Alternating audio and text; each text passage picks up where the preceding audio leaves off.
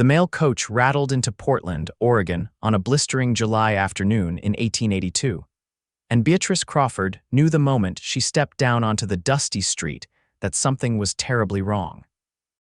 The man who was supposed to meet her, the man whose letters had promised her a new life far from the cramped tenements of Boston, was nowhere to be seen. Beatrice clutched her carpet bag tighter, her navy traveling dress already showing the dust of 3 weeks on the road. She was 22 years old, alone, and 3,000 miles from anything familiar. "You waiting for someone, miss?" The coach driver tipped his hat, his weathered face kind but impatient. He had a schedule to keep. "Yes, a Mr. Vernon Hastings. He was supposed to meet me here." Beatrice's voice remained steady despite the panic rising in her chest. She had spent every cent she had on this journey.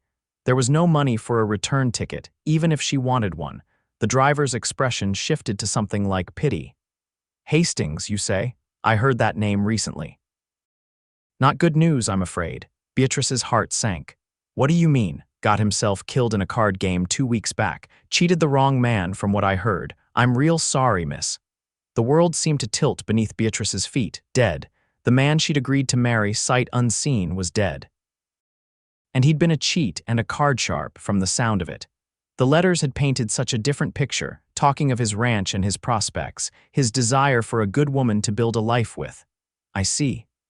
The words came out barely above a whisper. The driver shifted uncomfortably. "The hotel's just down the street. Mrs. Palmer runs a respectable establishment. Maybe she can help you sort things out."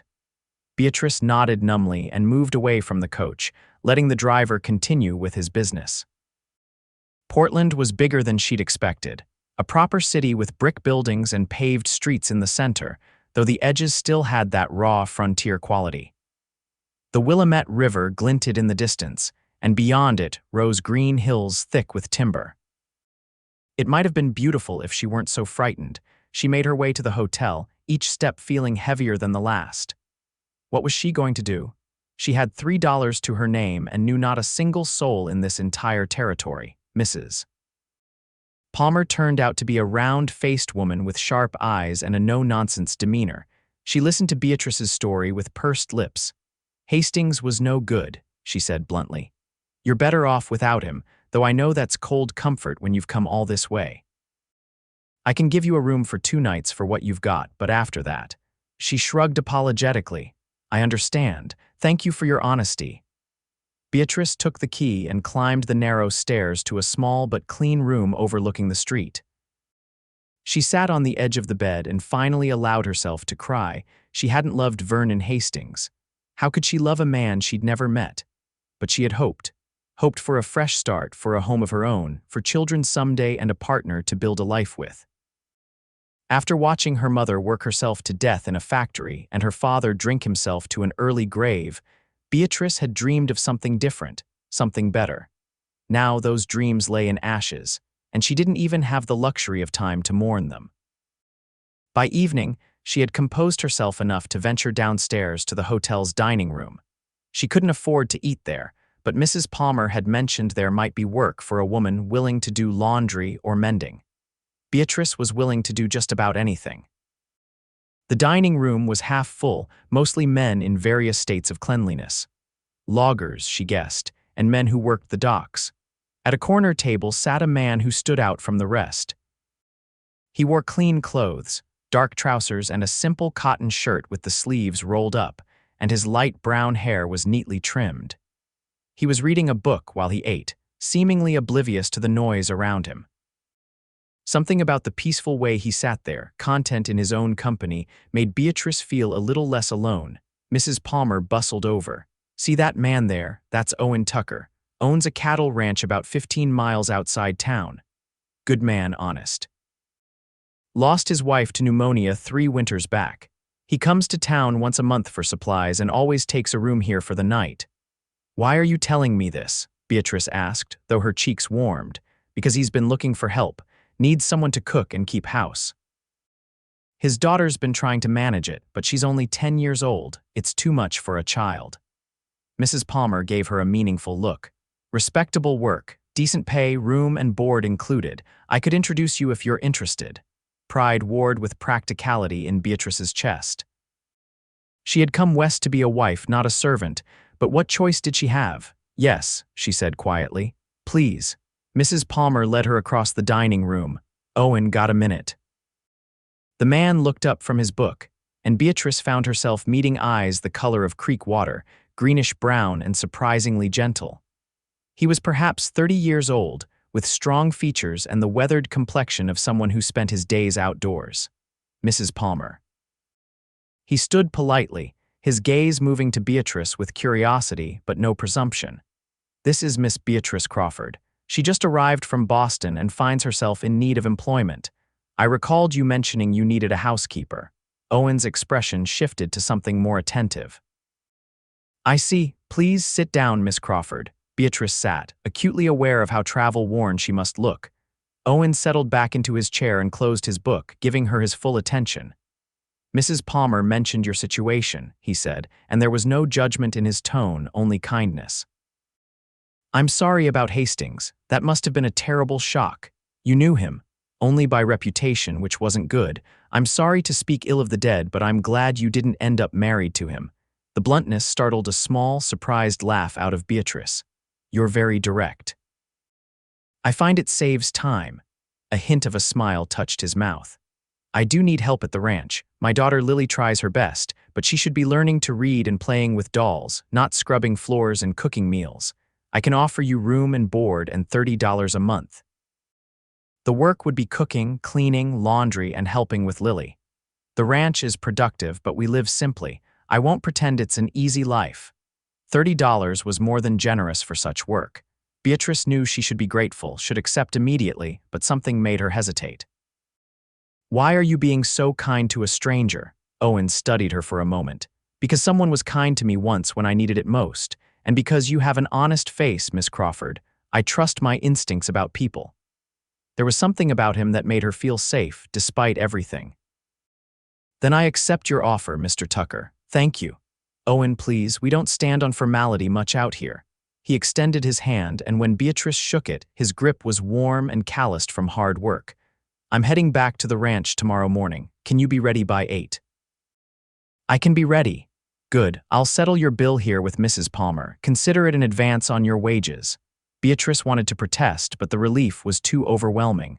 For the first time since stepping off that coach, she felt like she could breathe properly. That night, lying in the narrow hotel bed, she thought about the strange turns life could take. She had come west to marry a man she didn't know and ended up employed by a different man she didn't know. But Owen Tucker seemed kind and honest, and his daughter needed help. It wasn't the future she'd imagined, but it was a future nonetheless. The next morning, Owen arrived at the hotel with a sturdy wagon pulled by 2 patient-looking horses. He helped Beatrice load her few belongings and handed her up onto the seat with the same quiet courtesy he'd shown the night before.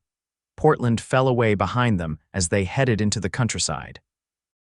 The road followed the river for a while, before turning into rolling hills covered with grass and scattered groves of oak trees. The morning air was fresh and cool, carrying the scent of wild roses and the distant smell of pine from the mountains. It's beautiful here, Beatrice said, breaking the comfortable silence. It is, different from Boston, I imagine. Very different. I grew up surrounded by buildings and people, so many people you could hardly walk down the street sometimes. This feels like another world. Owen nodded. I came out here from Missouri after the war, wanted space to breathe, to build something that was my own, found this land and knew it was home. You fought in the war. Beatrice knew she shouldn't pry, but she was curious about this quiet man. I did. Don't talk about it much. Some things are better left in the past. His tone wasn't harsh, just firm, and Beatrice let the subject drop. They rode in silence for a while longer before Owen spoke again. I should tell you about Lily. She's a good girl, but she's had a hard time since her mother passed. Sarah died in February of '80. Pneumonia took her quick. Lily was only 7. She's grown up too fast since then, trying to take care of me and the house. I'm hoping having another woman around might help her remember how to be a child. The pain in his voice was evident despite his controlled tone. Beatrice felt a surge of sympathy. I'll do my best with her. I'm good with children. I helped raise my younger brothers before. She trailed off, not wanting to talk about how those brothers had been sent to an orphanage after their parents died because Beatrice couldn't afford to keep them. "Before you decided to come west," Owen finished, giving her an out. She was grateful for his tact. The ranch came into view around mid-morning. It was a sprawling property with good grazing land stretching in all directions. The house was a simple wood frame structure, painted white but showing signs of neglect. A barn stood nearby, solid and well-maintained, and Beatrice could see cattle dotting the distant hills. A small figure burst out of the house as they approached. Lily Tucker was all long legs and wild blonde hair, her face alight with excitement at her father's return.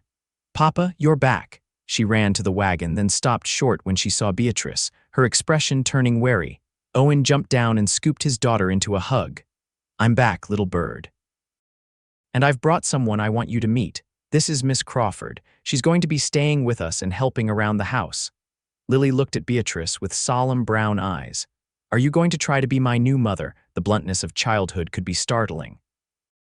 Owen looked mortified, but Beatrice just smiled gently. "No, sweetheart, nobody could replace your mother. I'm just here to help your father and to be your friend if you'll let me." Something in Lily's expression softened slightly. "Can you cook?" "Papa tries, but everything he makes tastes like boot leather." Owen laughed, the sound warm and genuine. "She's not wrong, I'm a terrible cook." "I can cook," Beatrice assured them both. "And I'd be happy to teach you too, Lily, if you'd like to learn." "Mama was going to teach me, but then she got sick." Lily's voice was matter of fact, but Beatrice could hear the old pain underneath. "Then I'll teach you all the things she would have taught you. How does that sound?" Lily considered this seriously, then nodded. "All right. Come on, I'll show you the house." Owen caught Beatrice's eye over his daughter's head, his expression grateful. Beatrice followed Lily toward the house, feeling the first stirrings of hope that this might actually work. The house was, as expected, in a state of benign neglect. It was clean enough, but dishes were piled in the sink, laundry was mounded in baskets, and dust covered most surfaces. The furniture was good quality but worn, and the rooms had that empty feeling of a place where people existed but didn't really live. "I try to keep up with it," Lily said defensively, seeing Beatrice's survey of the kitchen, "but there's always so much to do." "You've done wonderfully, especially for someone so young, but now you can go back to doing young person things and I'll handle the house." "All right." Lily nodded, relief evident on her small face. Beatrice rolled up her sleeves and got to work. By evening, the dishes were washed and put away, the laundry was hanging on the line out back, and a proper meal was bubbling on the stove.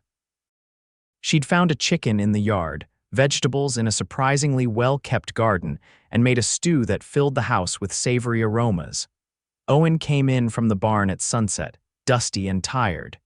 He stopped in the doorway of the kitchen, surprise crossing his features. "It smells like a home again," he said quietly. Something about the way he said it made Beatrice's throat tight. She busied herself setting the table. "Dinner's ready. Lily, can you call your father to wash up?" They ate together at the kitchen table, and Beatrice couldn't help but notice how hungry they both seemed for more than just food. Hungry for this, for normalcy, for someone to care for them. Lily chattered about her day, showing Beatrice a bird's nest she'd found, and Owen listened with patient attention. It felt dangerously close to being a family. Over the following weeks, Beatrice settled into a rhythm at the ranch. She woke before dawn to start breakfast, spent her days cleaning and cooking and mending, and fell into bed exhausted each night in the small bedroom that had once been Sarah Tucker's sewing room. It was hard work, but honest work, and she found satisfaction in bringing order to the household. Lily slowly warmed to her, though she maintained a careful distance. Beatrice didn't push, just remained steady and kind, always there when the little girl needed her. She taught Lily to bake bread and make pie crusts, showed her how to darn socks and hem a skirt. In the evenings, she read to her from the few books the house contained. Owen was equally cautious in his own way. He was unfailingly polite but kept himself at a distance, spending his days working the ranch and his evenings doing accounts or mending tack. He spoke little at meals, though Beatrice noticed he watched her sometimes when he thought she wasn't looking. It wasn't until a month after her arrival that things began to shift. Beatrice had taken to walking in the evenings after the dishes were done, exploring the land around the ranch house. The Oregon summer was beautiful, with long golden twilights and air that smelled of grass and wildflowers. On this particular evening, she wandered farther than usual, drawn by the sound of running water. She found Owen sitting by the creek that ran through the eastern edge of the property. He was just sitting on the bank, his boots off and his feet in the water, staring at nothing in particular. "I'm sorry," Beatrice said immediately. "I didn't mean to intrude." "You're not intruding. There's plenty of creek for both of us." He gestured to the bank beside him, and after a moment's hesitation, Beatrice sat down, carefully arranging her skirts. They sat in silence for a while, listening to the water. It was Owen who finally spoke. "You've been good for Lily." She laughs again. "I'd forgotten what that sounded like." "She's a wonderful child. You've raised her well." "I've muddled through. That's not the same thing." He picked up a flat stone and skipped it across the water. "Sarah was the one who knew how to be a parent. I just knew how to work cattle and fix fences. Seemed like enough when she was here, but after. You did the best you could. That's all anyone can do." Owen turned to look at her then, really look at her, and Beatrice felt heat rise to her cheeks. There was something in his gaze, an intensity she hadn't seen before. "Why did you really agree to come west and marry a stranger?" he asked. "A woman like you could have found a husband in Boston, surely." "A woman like me," Beatrice repeated. "You mean poor with no family and no prospects." "The men in Boston who wanted wives wanted women with dowries or connections. I had neither. This seemed like a chance to make something of myself, to have a life that was mine." She paused. "And I suppose I wanted adventure. Is that foolish?" "No, it's brave." Owen's voice was soft. "Coming all this way alone to start over, that takes courage or desperation." Beatrice tried to make it a joke, but it came out too honest. Maybe courage and desperation are two sides of the same coin. Owen skipped another stone. "I was desperate when I came west. Desperate to get away from the war, from the memories, from a Missouri town where everyone knew me as the boy whose father drank and whose mother ran off. I wanted to be someone new. Found Sarah here, found this land, built something good. Then I lost it all again." The pain in his voice was raw, unguarded in a way he never was at the house. Beatrice wanted to reach out to him, to offer comfort, but she didn't dare. "You didn't lose Lily, and you still have the ranch. The good things you built, they're still here." "Yeah." Owen was quiet for a long moment. "Yeah, they are. And now there's fresh bread every morning and clean clothes and someone who remembers to put flowers on the table. You've brought life back to that house, Beatrice. I don't know how to thank you for that."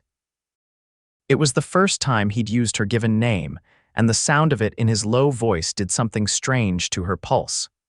"You gave me a home when I had nowhere to go. I think we're even." They sat by the creek until full dark, talking about small things and large ones, about Boston and Missouri and the life they were both building here in Oregon. When they walked back to the house together, something had shifted between them. Some wall had come down. August brought scorching heat and long days of hard work. Owen hired on 2 ranch hands to help with the cattle, young men who were polite to Beatrice but clearly curious about her presence. She ignored the speculation she sometimes heard in their voices when they didn't think she was listening. Lily started asking when she could go back to school. The nearest schoolhouse was in a town called Gresham, about 8 miles away, too far for daily travel. They'd have to make arrangements. She could board with a family during the week, Owen said one night after Lily had gone to bed. He and Beatrice were sitting on the porch enjoying the cooler air. "That's what other ranch families do. She's so young, though. Would she be all right away from home? I don't know, but she needs an education. Sarah always said that." Owen leaned back in his chair, the wood creaking under his weight. "Maybe I could make the trip twice a week, bring her home for a few days each time. That's a lot of travel, I know. But what else can I do?" Beatrice hesitated, then said carefully, "I could teach her. I'm not a trained teacher, but I had a good education. I could handle reading, writing, arithmetic, history, geography, at least for a few years until she's older." Owen looked at her in surprise. "You do that. That's not part of your duties." "I'd like to do it. I miss learning, miss books."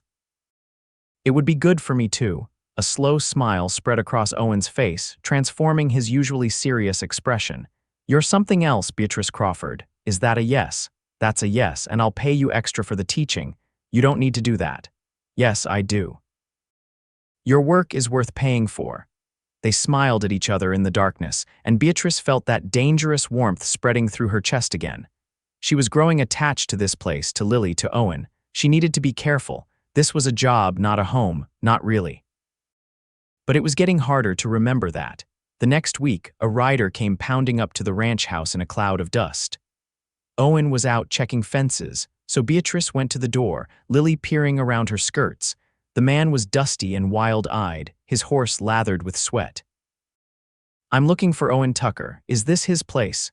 It is. He's out on the property. Can I help you? I need to speak to him urgent, about a woman named Beatrice Crawford. Beatrice's blood turned to ice. I'm Beatrice Crawford. The man's expression shifted to something almost pitying. I've got news from back east. A man named Gerald Hastings, brother to Vernon Hastings, has been making inquiries about you. Seems he blames you for his brother's death, says if Vernon hadn't been waiting for his mail-order bride, he wouldn't have been in that card game. That's absurd. I never even met Vernon Hastings. I know that, and you know that, but Gerald Hastings is drunk and angry and looking for someone to blame. Word is he's headed this way. I thought Mr. Tucker should know, seeing as you're living here. Beatrice felt the world tilt. Just when she'd started to feel safe, started to feel like she might have a future here, this specter from her past was coming to destroy it. Thank you for the warning, she managed to say. The man tipped his hat and rode off. Beatrice stood frozen in the doorway until Lily tugged at her skirt. Miss Beatrice, what's wrong? Nothing, sweetheart. Why don't you go practice your letters like we talked about? Lily went reluctantly, and Beatrice sank into a chair, her mind racing. She needed to leave. She couldn't bring danger to Owen and Lily. They'd been through enough already. By the time Owen returned at dusk, Beatrice had packed her few belongings. She met him in the yard, her carpet bag at her feet. Owen took in the scene immediately, his expression darkening. What happened? She told him quickly, efficiently, about the rider and the message. I need to go. I won't put you and Lily in danger. Where exactly do you think you're going to go? Owen's voice was sharp. You think running will help. This Gerald Hastings will still come here looking for you. Only difference is you won't be here to explain things, and I'll be dealing with an angry drunk who thinks I'm hiding you. I can't stay. Yes, you can. You will. Owen stepped closer, and Beatrice could see the determination in his eyes. I'm not letting some fool run you off your home. It's not my home. I'm just an employee. Is that what you think? Owen's voice dropped lower. After 3 months of living here, of taking care of my daughter, of making this house feel alive again, you think you're just an employee? Beatrice's heart was hammering. What else would I be? Owen looked at her for a long moment, something working in his expression. I don't know exactly, but it's more than that, and I'm not letting you run away because of some drunk's misplaced anger. We'll handle Gerald Hastings if he shows up. Together. Owen, I can't ask you to. You're not asking. I'm telling you, you're staying. He picked up her carpet bag and carried it back toward the house. Now come inside. Dinner's probably cold by now. Beatrice followed, torn between relief and fear. She didn't want to leave, didn't want to lose this place and these people she'd come to care for. But she also didn't want to be the cause of trouble.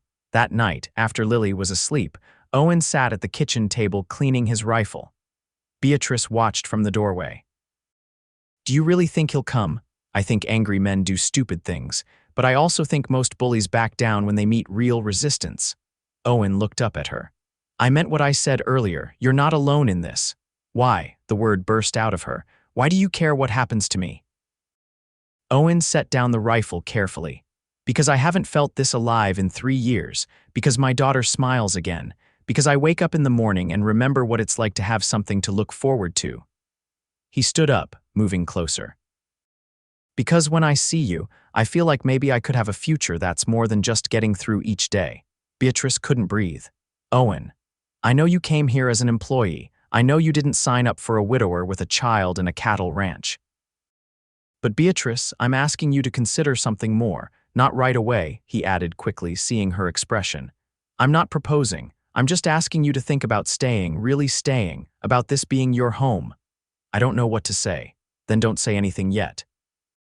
Just promise me you won't run away.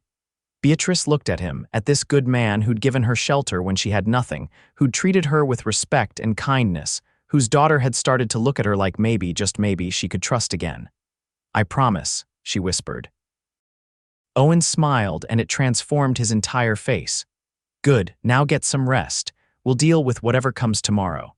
Gerald Hastings arrived 2 days later, drunk and belligerent, with 2 equally drunk companions. They rode up to the ranch house around noon, shouting for Beatrice to come out. Owen met them in the yard, rifle in hand. Beatrice watched from the window, her heart in her throat.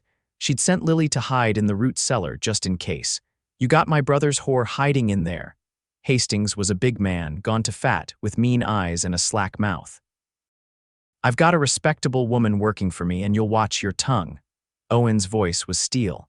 "Beatrice Crawford never met your brother. She came west on a promise he made and found him already dead.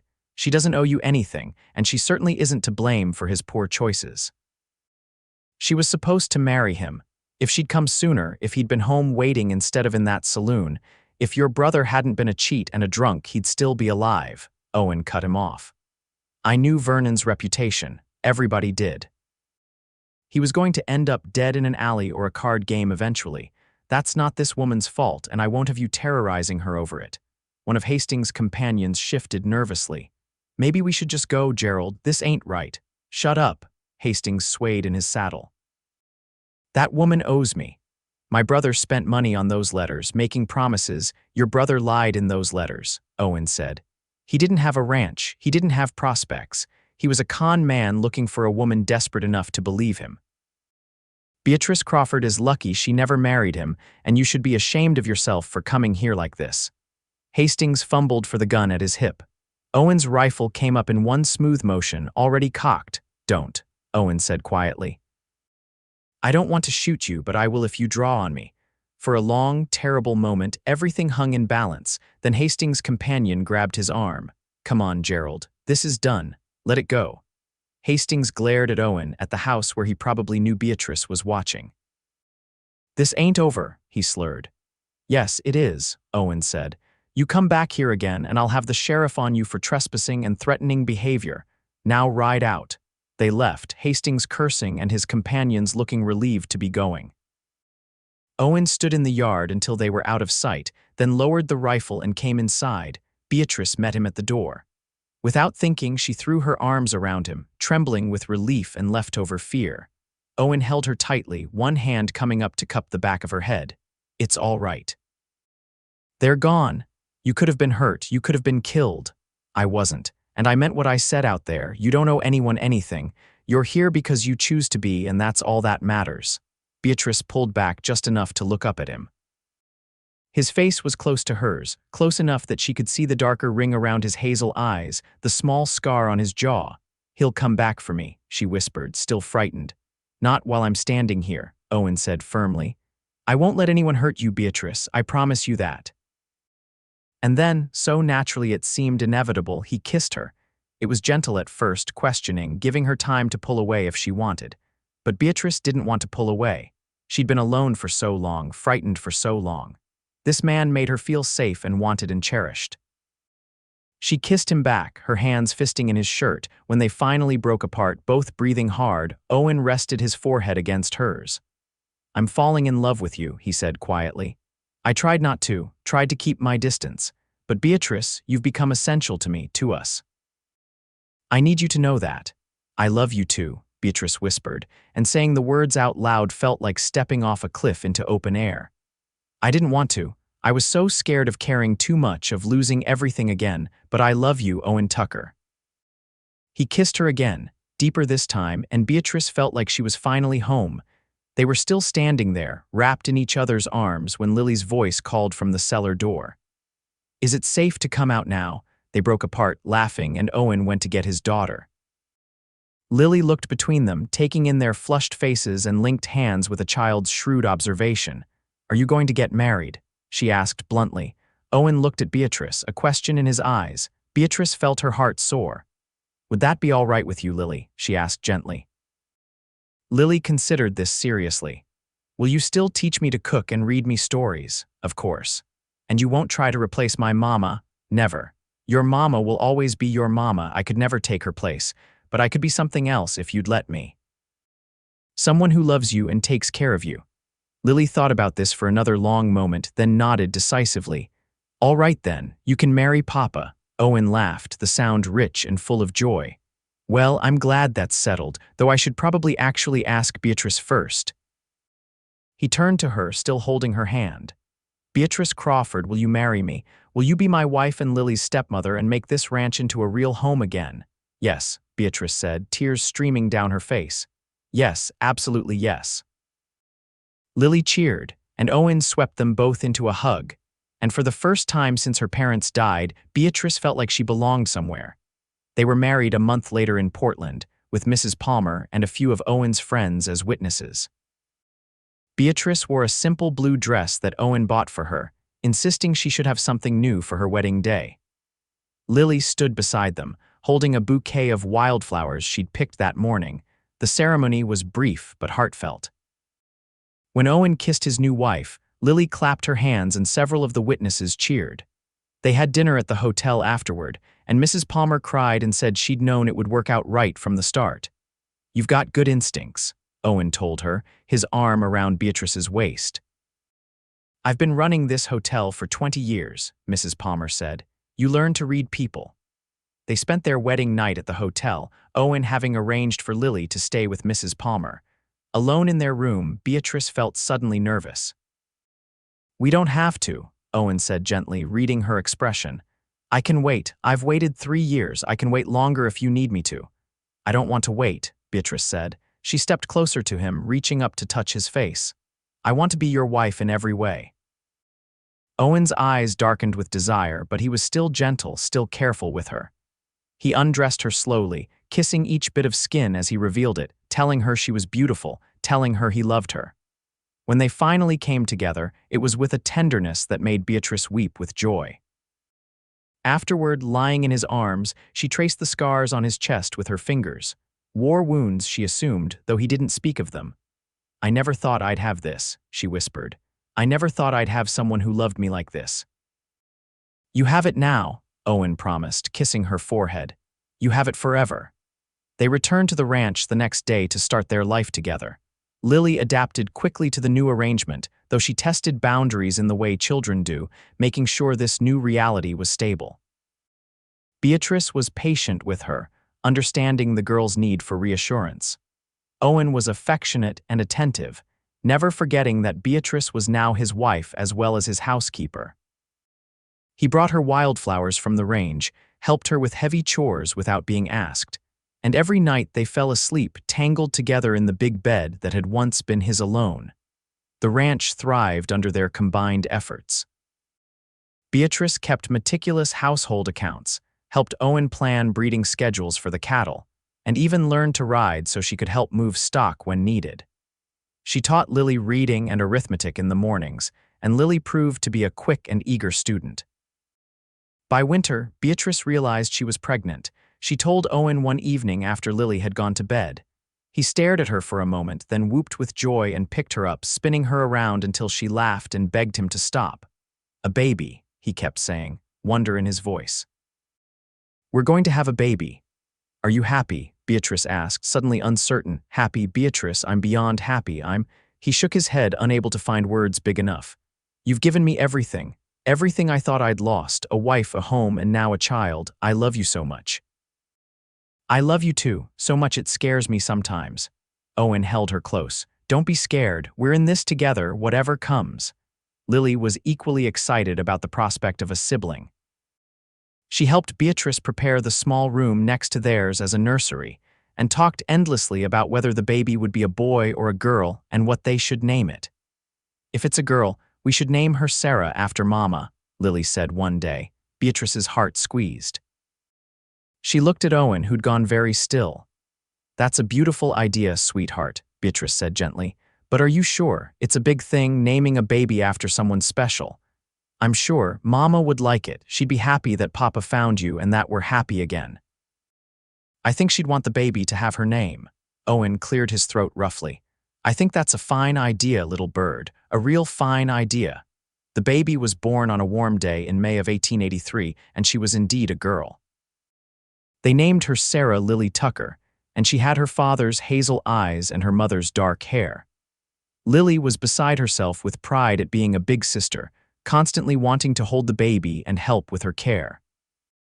Owen was besotted with his new daughter, but also desperately worried about Beatrice.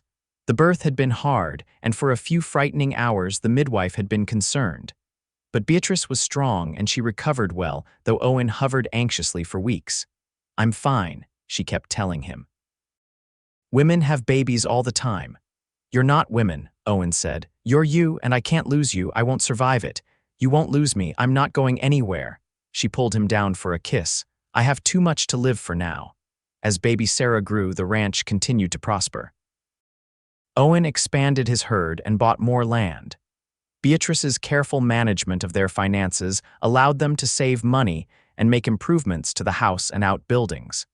They built a proper schoolroom for Lily, and Beatrice continued her teaching with renewed dedication. Gerald Hastings never returned. Word came eventually that he died in a logging accident up north, and Beatrice felt nothing but relief that the threat was finally, permanently gone. Years passed in a blur of work and love and family life.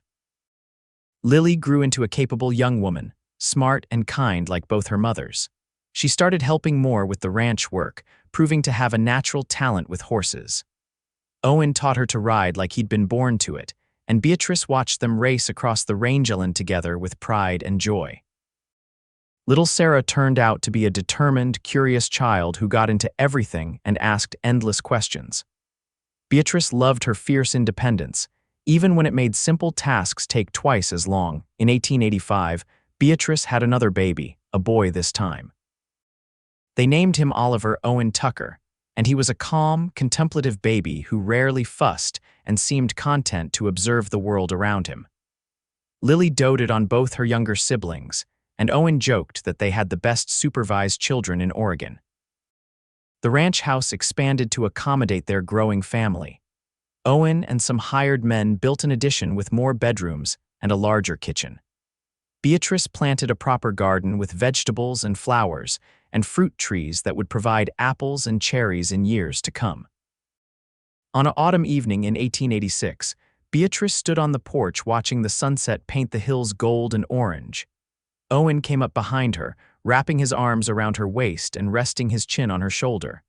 "What are you thinking about?" he asked. "About how strange life is." "4 years ago, I stepped off a coach in Portland with nothing but a carpet bag and $3. I thought my life was over. And now?" She gestured at the ranch, at the land stretching before them, at the house behind them where their children were playing. "Now you have everything," Owen finished. "Now I have everything," Beatrice agreed. She turned in his arms to look at him. The years had added some gray to his hair and some lines around his eyes, but to her, he was more handsome than ever. "Thank you for saving me that day." "I think we saved each other," Owen said. He kissed her softly. "You gave me a reason to live again. You brought joy back into my life. If anything, I should be thanking you." "Then let's agree we saved each other and call it even," Owen laughed. "Deal." From inside the house came a crash, followed by Sarah's wail and Lily's exasperated voice. Owen and Beatrice looked at each other and laughed. "Welcome to family life," Beatrice said. "Wouldn't have it any other way," Owen replied. They went inside together, ready to soothe hurt feelings and clean up whatever mess had been made. It was ordinary, domestic, nothing remarkable. But to Beatrice, who'd once thought she'd never have a home or family of her own, it was everything. As years continued to roll by, the Tucker Ranch became known as one of the most well-run operations in the region. Owen's reputation for honest dealing and quality cattle brought buyers from as far away as California. Beatrice's careful management ensured they weathered lean years and prospered in good ones. In 1888, Beatrice had another child, another boy they named Benjamin. He was a laughing, happy baby who brightened every room he entered. With 3 young children and a teenage daughter, the house was always full of noise and activity. Some days Beatrice collapsed into bed exhausted, but she wouldn't have changed a single thing. Lily turned 16 in 1889 and had transformed into a beautiful, capable young woman. She had her father's practical nature and her mother Sarah's kind heart, combined with something uniquely her own, a strength and independence that Beatrice admired. Young men from surrounding ranches started finding excuses to visit, but Lily seemed oblivious to their attentions, more interested in the new horses Owen had bought than in potential suitors. "She's too young anyway," Owen grumbled one evening after yet another would-be suitor had ridden away disappointed. "She's 16. I was 22 when we met, but plenty of women marry younger," Beatrice pointed out. "Well, she's not ready, and neither am I." Owen looked genuinely distressed at the idea of his daughter courting. Beatrice laughed and patted his arm. "Don't worry, Lily's got a good head on her shoulders. She'll know when she meets the right person." Life settled into a comfortable rhythm. The ranch work never stopped, but they'd built something sustainable, something that would last. Owen hired more permanent help as the operation grew, good men who became part of their extended ranch family. One summer day in 1890, a woman arrived at the ranch looking for work. She was young, frightened, clearly running from something. Beatrice took one look at her and saw herself 8 years earlier. "What's your name?" she asked gently. "Martha, madam. Martha Wells. I need work, any kind of work. I can clean, cook, sew, anything, please." Beatrice glanced at Owen, who nodded slightly. They didn't really need more help, but they both remembered what it was like to need a fresh start. "We can always use help in the kitchen and with the laundry," Beatrice said. "Room and board plus wages. Does that work for you?" Martha's eyes filled with tears. "Yes, madam, thank you." Over the following weeks, Martha's story emerged in pieces. She'd been engaged to a man who turned violent. She'd fled before the wedding, and her family had disowned her for bringing shame on them. It was a familiar story, different details, but the same core of desperation and courage. "You did the right thing," Beatrice told her one evening. "Never let anyone make you feel otherwise. But I have nothing now, no family, no prospects. You have a job and a safe place to live." "That's not nothing, and who knows what the future might bring," Beatrice smiled. "I certainly never expected my future to look like this." She told Martha her own story, about arriving as a mail-order bride to find her intended dead, about Owen taking her in, about how fear and desperation had turned into love and family. "So you see," Beatrice concluded, "sometimes the worst moments lead to the best outcomes. You just have to keep going." Martha stayed on, becoming part of the household. She was good with the children, particularly young Benjamin, who adored her. Beatrice watched with quiet amusement as one of Owen's ranch hands, a steady young man named Tom, started finding excuses to spend time in the kitchen. "We're becoming matchmakers," Owen observed one night, watching Tom and Martha talking by the barn. "Is that so bad? We turned out all right." "We turned out better than all right." Owen pulled her into his arms. "We turned out perfect." "Nothing's perfect," Beatrice teased. "You are, this is." He gestured around them. "Everything I ever wanted right here." Beatrice rested her head against his chest, listening to his heartbeat. She thought about the scared young woman she'd been, stepping off that coach into uncertainty. She'd been so frightened then, so convinced her life was over. Instead, it had just been beginning. By 1892, the Tucker Ranch was firmly established as one of the premier cattle operations in Oregon. Owen's careful breeding program produced consistently excellent stock, and Beatrice's management kept them financially stable even when other ranches struggled. Lily, now 18, had finally shown interest in a young man, the son of a neighboring rancher. His name was James Morrison, and he was a serious, hard-working 20-year-old who clearly adored Lily. Owen was predictably protective, but even he had to admit the boy was a good match. "He better treat her right," Owen muttered, watching James help Lily saddle her horse. "He will. And if he doesn't, Lily will set him straight. She's no delicate flower." Beatrice squeezed her husband's hand. "We raised her strong, trust that." James proposed in the spring, and Lily accepted. The wedding was planned for October after the fall cattle drive. Beatrice threw herself into preparations, sewing Lily's dress and planning a celebration that would honor both the girl's late mother and the family they'd all built together. The night before the wedding, Lily came to Beatrice's room. She was nervous, picking at her sleeve in a way that reminded Beatrice of the wary 10-year-old she'd first met. "Can I talk to you?" Lily asked. "Of course, sweetheart. Always." Beatrice patted the bed beside her. Lily sat down, then suddenly threw her arms around Beatrice and burst into tears.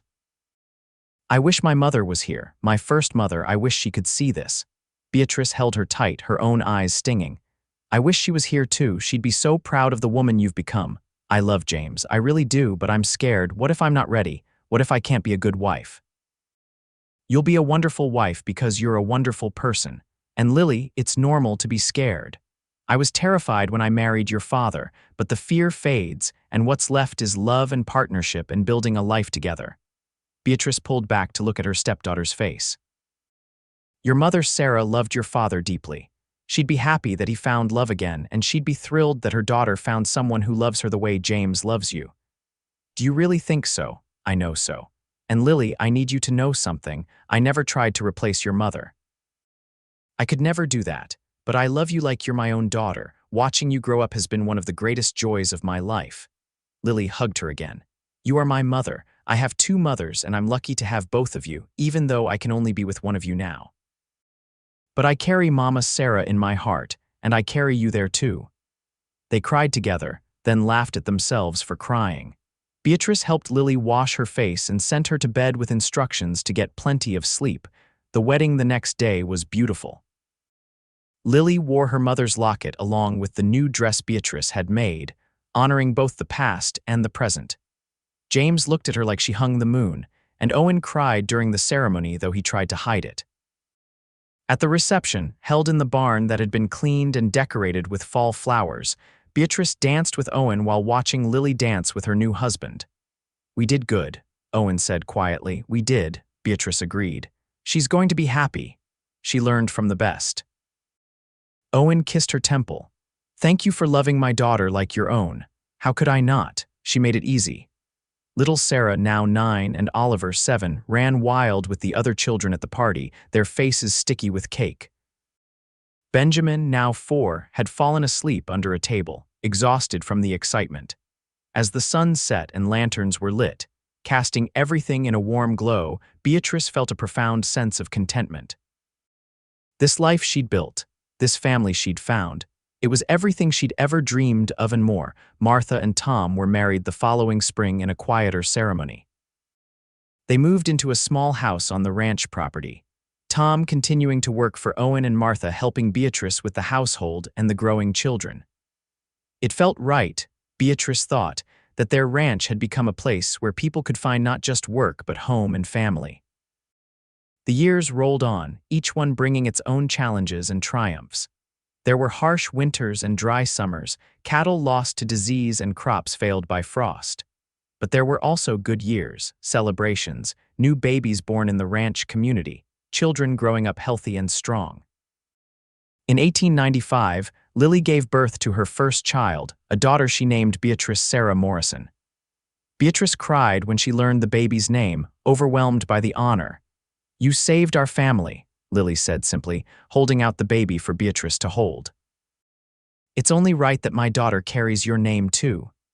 Beatrice rocked her granddaughter, marveling at the tiny, perfect features. She was 55 years old, no longer the frightened young woman who'd arrived in Portland all those years ago.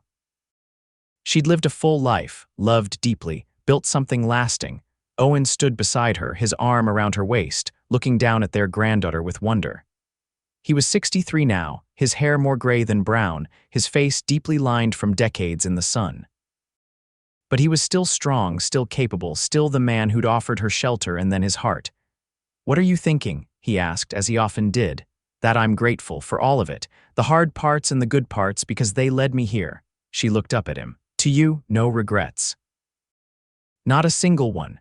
Sarah was 13 now, a bookish girl who loved to read and had announced her intention to become a teacher. Oliver was 11, already showing signs of being as tall as his father and obsessed with the cattle operation. Benjamin was 7, sweet and sensitive, more interested in drawing than ranching. "We've got quite a brood," Owen observed, watching their children playing with their new niece. "We do, and I love every chaotic minute of it." Time continued its steady march. In 1898, Sarah left to attend a teaching college in Portland, the first of their children to pursue formal education beyond what Beatrice had taught them. It was hard to let her go, but Beatrice was proud of her daughter's ambition and intelligence. Oliver took on more responsibility at the ranch, working alongside his father and learning every aspect of the operation. At 15, he was already a skilled cattleman and showed signs of having inherited Owen's instincts for breeding and land management. Benjamin discovered a talent for carpentry and started making furniture in a corner of the barn Owen set aside as a workshop. His pieces were beautiful, carefully crafted, and Beatrice treasured every small box and frame he made for her. Lily and James had 2 more children, both boys, and their ranch prospered alongside the Tucker spread. The families remained close, with frequent visits and shared work during branding and roundup seasons. In 1900, at the turn of the century, the extended Tucker family gathered at the ranch for a celebration. 3 generations filled the house and spilled out onto the yard. Lily's children played with Martha and Tom's 2 daughters. Sarah came home from Portland with stories of her teaching and city life. Oliver and his friends made plans for the ranch's future. Benjamin showed off his latest woodworking project, a beautiful cradle for Lily's expected 4th child. At dinner, surrounded by the noise and love of family, Beatrice looked around the table and felt her heart might burst with happiness. This was what she dreamed of in those dark days in Boston, though she hadn't had words for it then. She dreamed of belonging, of being essential to someone, of building something that would last. And she'd found all of that and more. That night, lying in bed with Owen, she said, "Do you ever think about what would have happened if things had gone differently? If Vernon Hastings had actually been alive when I arrived?" "Sometimes," Owen admitted. "And then I thank God things worked out the way they did. I can't imagine my life without you in it. I can't imagine mine without you either. You saved me, Owen Tucker. We saved each other, remember?" "That's what we decided." He pulled her closer. "And I'd do it all again in a heartbeat. Every moment, every challenge, everything that brought us here." "Me too," Beatrice whispered. "Me too." The years grew shorter as they always do when life is full and rich. Owen began turning over more of the ranch operations to Oliver, who proved to be as capable as his father.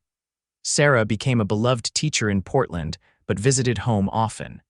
Benjamin opened a furniture-making business in town that quickly became popular. Lily's children grew up splitting their time between their own family ranch and the Tucker spread, and they all called Beatrice and Owen Grandma and Grandpa with equal affection. In 1905, on a warm summer evening much like the one when Owen had first kissed her by the creek, Beatrice and Owen sat on their porch watching the sunset. They were older now, moving slower but still healthy and happy. 23 years, Owen said. "Feels like yesterday and a lifetime ago all at once. 23 years since I stepped off that coach with nothing," Beatrice mused. 23 years since you offered me work and gave me a home. Best decision I ever made." "Second best," Beatrice corrected. "The best was asking me to marry you," Owen laughed. "Fair point." He took her hand, his grip still strong despite his 73 years. "I love you, Beatrice Tucker, more every day if that's possible." "It's possible. I love you too, always." They sat in comfortable silence, watching the light fade from the sky. From inside the house came the sounds of family, Oliver and his wife preparing dinner, their children laughing and playing. Tomorrow, Lily's family would arrive for Sunday dinner. Sarah was bringing a young man she wanted them to meet. Benjamin was coming with a new design he wanted his father's opinion on. Life continued its dance of joy and sorrow, challenge and triumph, but through it all, the foundation remained solid. Love. Family, home. "Not while I'm standing here," Owen had said all those years ago when Gerald Hastings threatened to take her away. He'd kept that promise, standing beside her through everything life threw at them.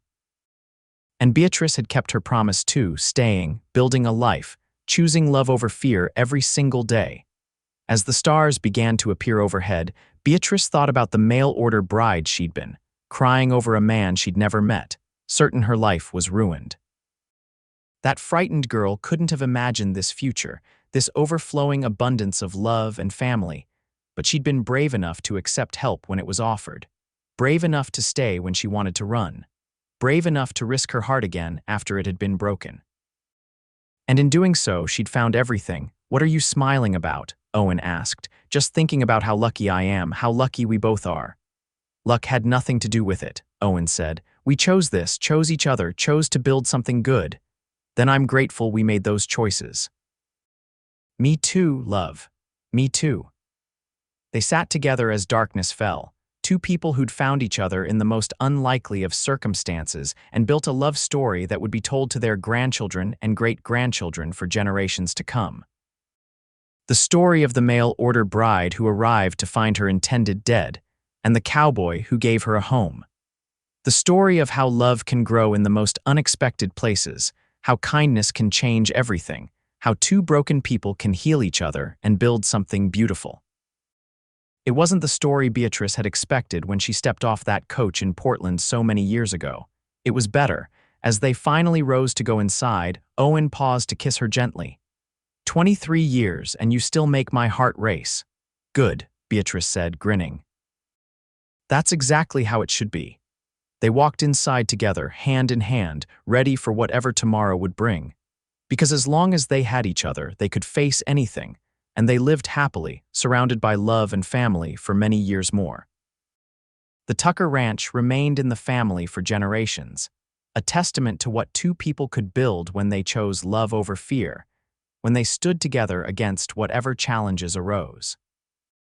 Years later, when their children and grandchildren told the story, they always emphasized that moment when Gerald Hastings came to take Beatrice away, and Owen had refused to let it happen. "Not while I'm standing here," he'd said, and he'd meant it with everything in him. That became the family motto of sorts, a reminder that love means standing firm, protecting what matters, refusing to let fear or anger or circumstance tear apart what's been built with care and devotion.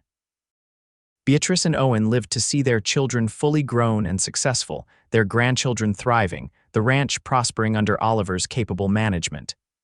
They saw the new century bring changes to Oregon, but the fundamental things remained the same: family, love, home, hard work, integrity. When Owen passed peacefully in his sleep at the age of 82 in 1911, Beatrice grieved deeply, but found comfort in their children and grandchildren, and in the memories of 29 years of marriage that had been fuller and richer than anything she'd imagined possible. She lived another 8 years, long enough to see the end of the Great War and the return of her grandsons from service, long enough to see her great-grandchildren born and to hold them in her arms, long enough to know that what she and Owen had built would continue, would last. When Beatrice died peacefully in 1919 at the age of 79, surrounded by 3 generations of family, her last words were about Owen. "Tell him I'm coming," she whispered to Lily, who held her hand. "Tell him to wait for me." They buried her beside Owen on a hill overlooking the ranch, the land they'd built together, the home they'd created from nothing but hope and courage and love. And the family they'd made, with all its branches and connections, continued to tell their story. The mail-order bride who found something better than what she'd been looking for. The cowboy who opened his heart again after loss. The love story that started with an act of kindness and grew into a legacy that would last for generations. It was a story worth telling, worth remembering, worth passing down. A reminder that sometimes the worst moments lead to the best outcomes, that love can be found in unexpected places, and that choosing courage over fear can change everything.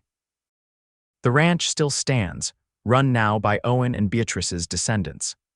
And on summer evenings, you can still see couples walking hand in hand to the creek, sitting on the bank as Owen and Beatrice once did, building their own love stories in the shadow of a great one.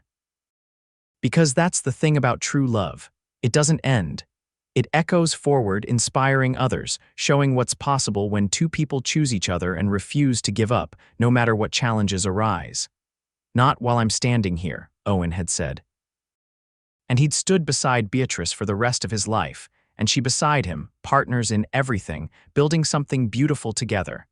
Their story became legend in the family, told and retold until it took on the quality of myth. But it was real, every word of it. The love, the challenges, the triumphs, the deep abiding commitment that carried them through nearly 3 decades together. And somewhere in whatever comes after this life, Beatrice and Owen are together still, watching over the family they created, the legacy they built, the love story that refuses to end, because love like that never really dies. It lives on in the children and grandchildren, in the ranch that still bears their name, in the stories told on summer evenings when the family gathers. It lives on in every act of kindness, every moment of choosing courage over fear, every time someone stands up and says, "Not while I'm standing here," to protect what they love. That's the real legacy of Beatrice and Owen Tucker. Not just the ranch or the family, though those matter too. But the example they set, the way they lived, the love they showed to each other and to everyone around them. The mail-order bride and the cowboy who saved each other, who built a life together from nothing, who showed that love can triumph over fear and that kindness can change the world. Their story ended, as all stories must, but what they built continues. And that's the best happily ever after anyone could ask for.